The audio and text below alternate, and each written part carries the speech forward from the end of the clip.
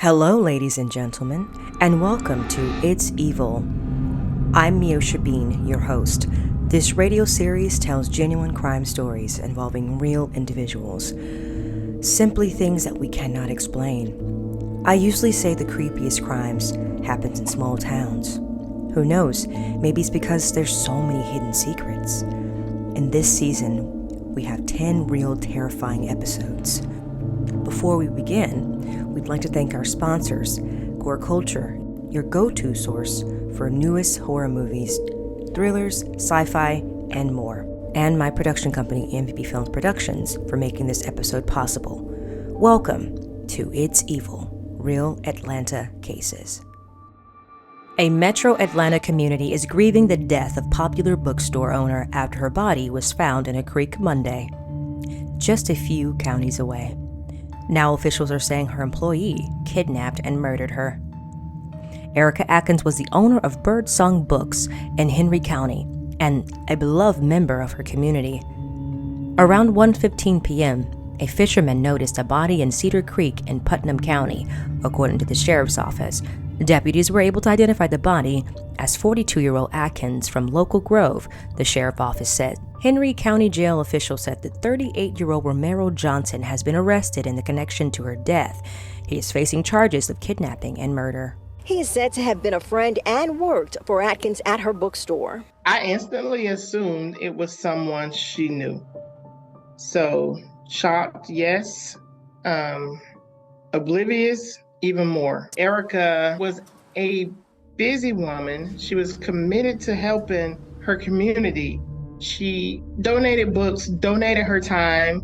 In fact, she came last year to my summer camp and read to my kids, donated her time there. Erica was just a pillar in our community. Many have brought flowers to the bookstore as a memorial now sits in front of Birdsong Books, including one of Atkins' friends, who is in disbelief that someone could have done this to her. I still have this sick feeling in my stomach, in my head. It just floored me, basically. It floored me beyond measure. I was just completely devastated. Those who knew Atkins said she will be missed. Story number 2. Police said they discovered a woman killed they believe had been kidnapped earlier Friday in southeast Atlanta. Around 5 o'clock this morning, officers responded to a kidnapping call at the address of 501 Burr Street. Upon their arrival, they spoke with the caller, who stated that a male had kidnapped a female and drove away in some type of SUV. Around 6 o'clock this morning, officers also responded to a call of shots fired in the area of Lakewood and Terrace.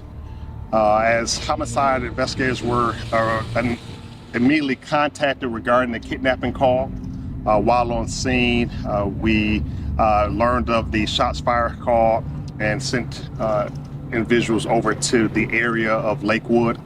As we were headed to that location, we also received a 911 call of an individual down in the wood line. When we got to that scene, we were able to locate an individual, a female, mid-20s, deceased on scene. And what we now believe that is the same female that was kidnapped from the 501 Burr Street.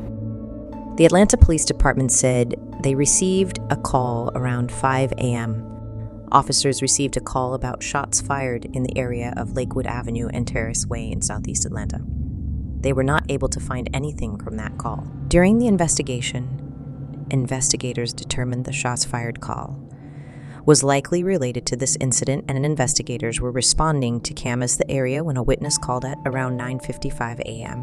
and advised of a deceased person found near 1907 Lakewood Avenue, police said in a statement. Investigators located the woman and determined it was the same person who was apparently kidnapped from Burr Street earlier. The two scenes are about a mile and a half apart. DSP says the man taken into custody after that pursuit is a 27-year-old from Griffin. Right now, he's being held only on traffic charges, but police say it's still very much an active investigation and no charges have been filed yet in the kidnapping case. They said the victim was returning to her home when she was taken. We are been in constant contact with the victim's family. And as you can imagine, this is extremely difficult for them. And so we have to send our condolences to them. There still is an ongoing and active investigation. And homicide detectives are working very hard. What we do believe is that we do have a person of interest detained at this time. We believe that this person detained may be significantly involved in both of these crimes, the kidnapping and the homicide. Story number 3. Thanksgiving brought tragedy for one Lawrenceville area family. Gwinnett County Police said Lawrenceville resident Marcia Chance was allegedly stabbed to death by her 18-year-old son on Thursday. Chance, 42, died of stab wounds. Her son, Varian Hibbert of Lawrenceville, has been charged with felony murder, aggravated assault, possession of a knife during the commission of a felony, and is currently at the Gwinnett County Detention Center, police said. Police said shortly before noon on Thanksgiving, officers from the east were dispatched to a home on the Misty Valley Court in Lawrenceville on a report of domestic-related assault. A day meant to express thanks ends in tragedy for one family. A young man is accused of stabbing his mother to death. It happened on Misty Valley Court in Lawrenceville. Right now, Varian Hibbert is behind bars. Fox 5's Christopher King is at the scene with the latest. This is normally a day families get together and give thanks, but this Thanksgiving, a young man is accused of stabbing his own mother to death right behind these doors. I was really shocked by that. Cameron Boyd never imagined something so horrific would happen right across the street from where he lives. I didn't think he was really capable of doing something like that. A young man, his neighbor, is accused of stabbing his own mother to death. Like, it's your mom, and it's on Thanksgiving. Like, that's the crazier part. It happened around noon. Police say Varian Hibbert attacked his mother at their home on Misty Valley Court.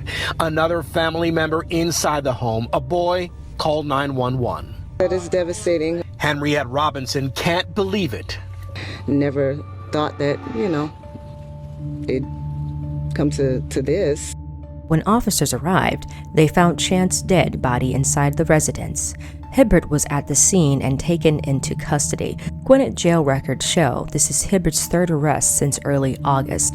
He was arrested on August 2nd on criminal damage to a property in the second degree and felony willful obstruction of law enforcement officers by use of threats or violence. The teen was then arrested again on August 15th on false imprisonment, simple battery, simple assault by placing another in fear, criminal damage to property in the second degree, and felony willful obstruction of law enforcement officers by use of threats and violence. Hibbert remains in the jail without bond on the charges related to his mother's death. People around in the neighborhood are shocked that this quiet home had something very, very sinister brewing behind closed doors. And obstructing officers. Robinson says there were warning signs. He'd come outside, be talking to himself. We even caught him on, our camera trying to come in our door. And now a neighborhood is left to mourn on a day when so many others give thanks. It's really disturbing. I mean, I feel for this mother. Until next time, stay safe.